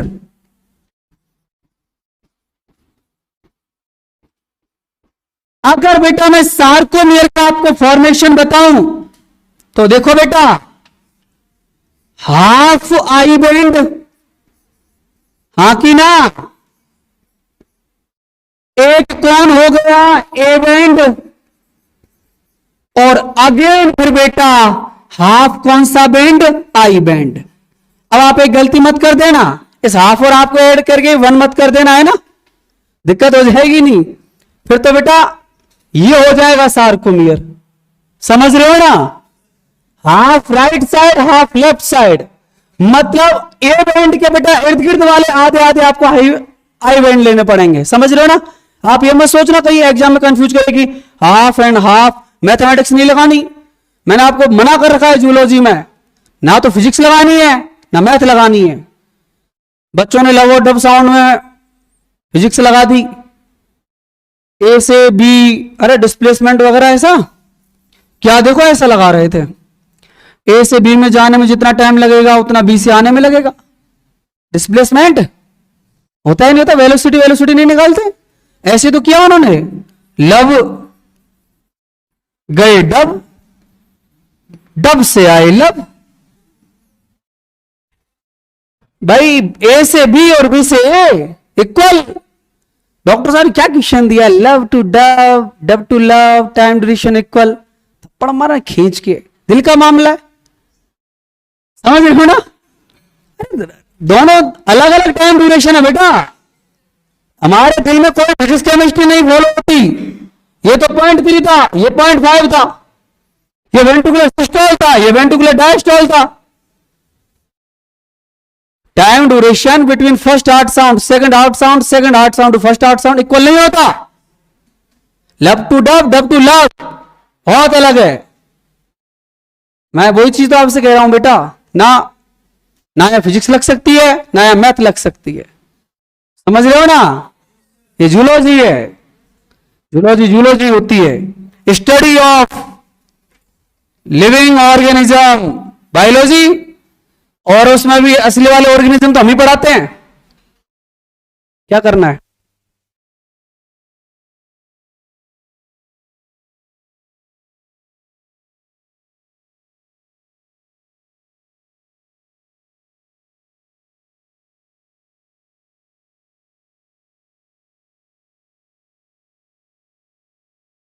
सुनो बेटा इधर, तो सार्कोमेर आपकी समझ में आया, हाफ आई बैंड, एक पूरा ए बैंड और अगला हाफ आई बैंड, इन तीनों के मिलने से क्या बन गया, सार्कोमियर।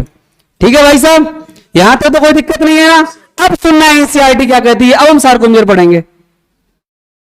पहले क्या पढ़ा था, मसल, मसल के अंदर मसल फाइबर, मसल फाइबर के अंदर मायोफाइब्रिल, मायोफाइब्रिल में कौन आ गया, सार्कोमियर। अब सार्कोमियर में हम लोग पढ़ेंगे मसल फिलामेंट, वहां आएगा एक्टिन और मायोसिन।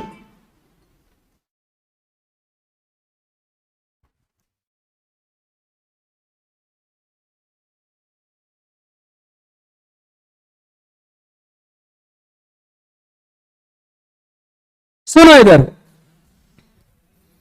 सार्कोमियर को और देख लो आप, बस ये तो समझ में आ गया ना आपको कि ए बैंड आई बैंड इनके नाम क्या होते हैं, हैवी लाइट, समझ में आ गया। अब सुनो, सार्कोमियर तो हमने बना ही दिया था, अभी एक लाइन लिख लो बस, ये था sarcomere. Sarcomere consist two filaments,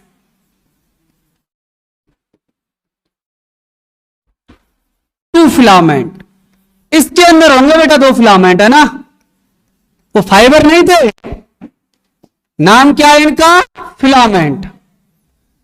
एक तो होते हैं थिन, उसका नाम होता है एक्टिन, और एक होते हैं थिक, जिनका नाम होता है मायोसिन। पता है ना सबको। चलो एक बात बताओ, इनमें से थिन कौन होता है, एक्टिन, और थिक कौन होता है, अच्छा लॉन्ग कौन सा होगा इनमें से, एक्टिन, हाँ यही तो मैं सुनना चाह रहा था। थिक और लॉन्ग दोनों मायोसिन ही होता है बेटा, तभी तो स्टेबल पड़ा रहता है, इसके ऊपर खिसकता रहता है एक्टिन, समझ रहे हो ना। बताऊंगा मैं इसको, बस इतना सा लिख लो और आज के लिए इतना ही काफी है। ठीक है बेटा।